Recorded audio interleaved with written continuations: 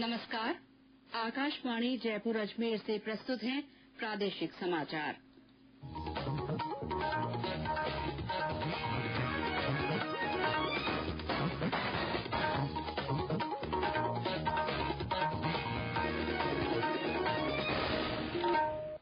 मुख्य समाचार। प्रधानमंत्री नरेंद्र मोदी ने कहा, सरकार किसानों की किसी भी चिंता के निराकरण के लिए बातचीत को तैयार। राज्य सरकार के कार्यकाल के 2 वर्ष पूरा होने के मौके पर प्रदेश में 11,000 करोड़ रुपए की योजनाओं का लोकार्पण और शिलान्यास। देश में कोविड से स्वस्थ होने की दर 95.4% हुई। उच्च न्यायालय ने निजी स्कूलों को राज्य सरकार के आदेश के अनुसार फीस लेने की अनुमति दी। स्कूलों के बंद रहने की अवधि के लिए विशेष फीस का होगा निर्धारण। और तेज ठंड और शीतलहर से पूरा प्रदेश ठिठुरा। माउंट आबू में पारा जमाव बिंदु से 2.5 डिग्री नीचे लुढ़का।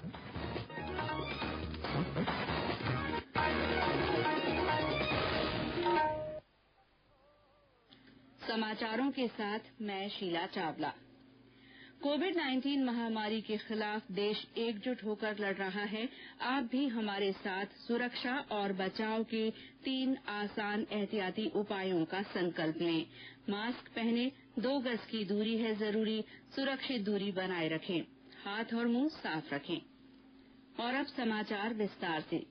प्रधानमंत्री नरेंद्र मोदी ने कहा है कि मौजूदा सरकार ने किसानों के कल्याण के लिए कई उपाय किए हैं। श्री मोदी ने आज वीडियो कॉन्फ्रेंस के जरिए मध्य प्रदेश के किसानों को संबोधित करते हुए कहा कि किसानों की सहायता के लिए उनके खाते में बड़ी राशि हस्तांतरित की गई है। प्रधानमंत्री ने कहा कि नए कृषि कानूनों को लेकर किसानों को गुमराह किया जा रहा है। उन्होंने कहा कि न्यूनतम समर्थन मूल्य को लेकर भी किसानों को गुमराह किया जा रहा है, जबकि सरकार इसे बढ़ावा दे रही है। ये हमारी सरकार एमएसपी को लेकर इतनी गंभीर है कि हर बार बुवाई से पहले एमएसपी की घोषणा करती है। इससे किसान को भी आसानी होती है, उन्हें भी पहले पता चल जाता है कि इस फसल पर इतनी एमएसपी मिलने वाली है। वो कुछ बदलाव करना चाहता है तो उसे सुविधा होती। मैं देश के प्रत्येक किसान को ये विश्वास दिलाता हूं कि पहले जैसे एमएसपी दी जाती थी वैसे ही दी जाती रहेगी। एमएसपी न बंद होगी न समाप्त होगी। उन्होंने कहा कि सरकार ने न केवल न्यूनतम समर्थन मूल्य में वृद्धि की, बल्कि अधिक मात्रा में किसानों से उनकी उपज खरीदी है। उन्होंने कहा कि इसका सबसे बड़ा लाभ ये हुआ है कि किसानों के खाते में पहले के मुकाबले कहीं ज्यादा पैसा पहुंचा है। श्री मोदी ने कहा कि देश भर में किसानों ने नए कृषि सुधारों को न सिर्फ गले लगाया है, बल्कि भ्रम फैलाने वालों को भी सिरे से नकारा है। उन्होंने कहा कि अगर अब भी किसी को आशंका है तो सरकार उसके निराकरण के लिए बात करने को तैयार है। सरकार के इन प्रयासों के बाद भी अगर किसी को कोई आशंका है तो हम सर झुकाकर किसान भाइयों के सामने हाथ जोड़कर बहुत ही विनम्रता के साथ देश के किसान के हित में उनकी चिंता का निराकरण करने के लिए हर मुद्दे पर बात करने के लिए तैयार हैं। देश का किसान, देश के किसानों का हित हमारे लिए सर्वोच्च प्राथमिकताओं में से एक है। केंद्रीय शिक्षा मंत्री डॉक्टर रमेश पोखरियाल निशंक ने कहा है कि केंद्र सरकार किसानों को अनेक लाभ पहुंचाने के उद्देश्य से कृषि कानून लाई है, लेकिन विपक्ष उन्हें गुमराह कर रहा है। उत्तराखंड के रुद्रपुर में एक रैली को संबोधित करते हुए उन्होंने कहा कि ये कृषि कानून पूरी तरह किसानों के हित में है और जमीनी स्तर पर इसके सकारात्मक परिणाम आएंगे।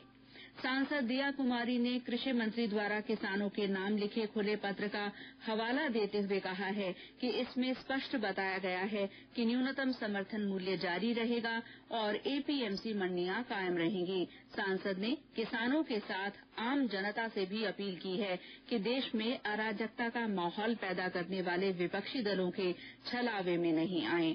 उधर टोंक में भारतीय जनता पार्टी के प्रदेश महामंत्री भजनलाल शर्मा ने प्रेस कॉन्फ्रेंस में कहा कि नए कृषि कानूनों से किसानों को मजबूती मिलेगी।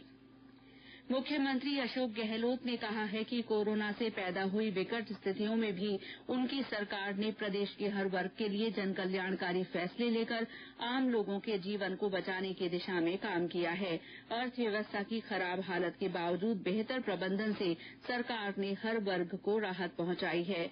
सरकार के कार्यकाल के 2 साल पूरे होने के अवसर पर आयोजित जन सेवा के 2 साल कार्यक्रम में श्री गहलोत ने अपने मंत्रिमंडल के सहयोगियों के साथ वीडियो कॉन्फ्रेंसिंग के जरिए करीब 11,000 करोड़ रुपए की 1,374 जनकल्याणकारी योजनाओं का लोकार्पण और शिलान्यास किया।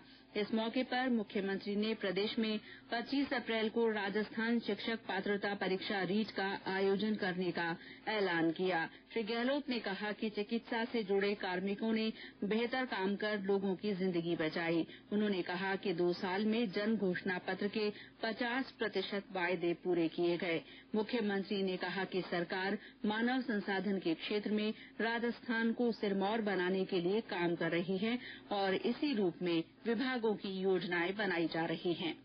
हमारे यहाँ का मानव संसाधन, चाहे वो IT सेक्टर हो, चाहे वो मेडिकल सेक्टर हो, चाहे कोई सेक्टर हो, मैनेजमेंट का सेक्टर हो, हम लोग भी आगे बढ़े जिससे कि मानव संसाधन यहाँ हमें खुद को मिले, हमारा अपना, और जो संभावनाएं छिपी हुई है, जो प्रतिभा हमारे यहाँ की है, उनको राजस्थान के विकास में भागीदारी निभाने का अवसर मिले। उसी रूप में हमारी योजना बने हर विभाग की, सद्भावना से सबको साथ लेके चले और पूरे प्रदेश के चौमुखी विकास हो, कोई भेदभाव नहीं हो।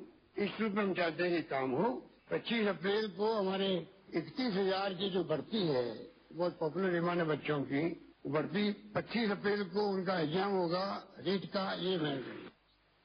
कार्यक्रम की शुरुआत में चिकित्सा मंत्री डॉक्टर रघु शर्मा ने कोरोना महामारी के प्रबंधन की जानकारी देते हुए कहा कि अभी राज्य में कोरोना की 60,000 जांचें की जा सकती हैं, जिसे सरकार रोजाना 1 लाख करने का लक्ष्य लेकर चल रही है। मुख्यमंत्री ने सरकार की सभी विभागों की सूचनाओं से संबंधित जन कल्याण पोर्टल के पोस्टर का लोकार्पण भी किया। कार्यक्रम के दौरान मुख्यमंत्री और मंत्रिमंडल के सहयोगियों ने अजमेर डेयरी के 8 लाख लीटर दूध की प्रोसेसिंग यूनिट और मिल्क पाउडर यूनिट, प्रदेश के सभी 33 जिलों में 679 पशु चिकित्सालय और सब सेंटर का लोकार्पण तथा 10 जिलों में 55 सब सेंटर का शिलान्यास किया। उन्होंने RUHS अस्पताल प्रतापनगर सांगानेर में 1200 बेड के कोविड केयर सेंटर में ऑक्सीजन प्लांट का लोकार्पण कर SMS अस्पताल में 50 बेड के एडवांस मेडिकल ICU, ट्रोमेटोलॉजी और अस्थि रोग संस्थान में 16 ट्रॉमा बेड के ICU और स्किल डेवलपमेंट लैब का लोकार्पण किया। राज्यपाल कलराज मिश्र ने राज्य सरकार के 2 साल के कार्यकाल पूरा होने के मौके पर मुख्यमंत्री अशोक गहलोत को फोन कर उन्हें बधाई दी। ये समाचार आकाशवाणी जयपुर अजमेर से प्रसारित किए जा रहे हैं। समाचार अभी और भी हैं, लेकिन पहले ये संदेश। कोरोना की वैक्सीन को ढूंढ रहा जग सारा, जब तक इसकी खोज पूरी है पैगाम हमारा। दवाई नहीं तब तक ढिलाई नहीं, जब तक दवाई नहीं तब तक ढिलाई नहीं। समाचारों में आपका फिर स्वागत है। देश में पिछले 24 घंटों के दौरान 31,000 से ज्यादा लोग कोविड से स्वस्थ हुए हैं। स्वस्थ होने की दर बढ़कर 95.4% हो गई है। स्वास्थ्य मंत्रालय ने कहा है कि देश भर में अब तक 95,20,000 से ज्यादा लोग स्वस्थ हो गए हैं। राज्य में कोरोना संक्रमण के मामलों में लगातार गिरावट दर्ज की जा रही है। आज प्रदेश में नए मामलों की संख्या 1,076 रही, जबकि 1,655 लोग संक्रमण से मुक्त हुए हैं। सक्रिय मामलों की संख्या अब घटकर 13,058 रह गई है। राजधानी जयपुर में आज 265 नए मामले रिपोर्ट हुए, वहीं जिले में सक्रिय मामलों की संख्या घटकर 4,805 रह गई है। जोधपुर में भी 101 लोगों में कोविड-19 की पुष्टि हुई। इसके अलावा कोटा में 94, पाली में 91 नए मामले सामने आए हैं। पिछले 24 घंटे में 10 लोगों की कोरोना संक्रमण से मृत्यु भी हुई है। सूचना और प्रसारण मंत्रालय के प्रादेशिक लोक संपर्क ब्यूरो जयपुर द्वारा कोविड-19 सावधानियां, बचाव और पोस्ट कोविड देखभाल विषय पर एक वेबिनार का आयोजन किया गया। इस मौके पर पत्र सूचना कार्यालय की अपर महानिदेशक डॉक्टर प्रज्ञा पालीवाल गौड़ ने कहा कि कोरोना के टीकाकरण को लेकर सरकार ने विस्तृत कार्य योजना बनाई है। केंद्र सरकार की ओर से कोरोना के विरुद्ध जन जागरूकता आंदोलन चलाया जा रहा है। इसी के तहत आकाशवाणी जयपुर के समाचार बुलेटिनों में विशेष श्रृंखला जनता का संदेश जनता के नाम प्रसारित की जा रही है। इसी के तहत सुनिए हमारे एक और श्रोता का संदेश। नमस्कार, मैं ममता कुमारी सीलोरा, गांव सावा, तहसील सेड़वा, जिला बाड़मेर। मेरा आपसे विनम्र निवेदन है कि कोरोना महामारी को हल्के में ना ले, सरकारी गाइडलाइन का पालन करें, मास्क पहने, 2 गज दूरी है जरूरी, तभी कोरोना हारेगा, देश जीतेगा। जय हिंद। आकाशवाणी के दूसरे श्रोता भी कोरोना जन जागरूकता आंदोलन से जुड़ सकते हैं। इसके लिए आपको अपना संदेश रिकॉर्ड कर या टाइप कर हमारे व्हाट्सएप नंबर 9414052368 पर भेजना होगा। चयनित संदेशों को आगामी बुलेटिनों में शामिल किया जाएगा। प्रदेश में निजी स्कूलों द्वारा फीस लेने के मामले में दायर याचिकाओं पर आज उच्च न्यायालय ने अपना फैसला सुनाया। मुख्य न्यायाधीश इंद्रजीत महांति की पीठ ने कहा कि मान्यता प्राप्त निजी स्कूल प्री प्राइमरी सहित सभी विद्यार्थियों से राज्य सरकार के 28 अक्टूबर के आदेश के अनुसार फीस ले सकेंगे। पीठ ने कहा कि कोविड-19 के कारण स्कूलों के बंद रहने की अवधि के लिए स्कूल विशेष फीस का निर्धारण आगामी 2 माह में करें। साथ ही विशेष फीस का निर्धारण करने के लिए 15 दिन में दल या समिति का गठन भी करें।